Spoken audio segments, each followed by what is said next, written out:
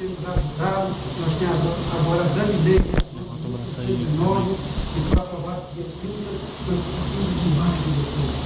Os nossos motoristas estão cansados e sucateados. E vocês são o nosso anjo da guarda da Deus. Sempre tem feito muitas palestras lá dentro daquela casa, e convido vocês direto, você está lá, vou fazer um convite aqui para você hoje, conhecer aquela de casa. Nós estamos fazendo um trabalho lá, para você aí que conhece o Deus. E precisamos todos os senhores aqui dentro para fazer diferente. Nós anoitece e amanhece com o progresso na mão. O nosso terreiro vigia na gente.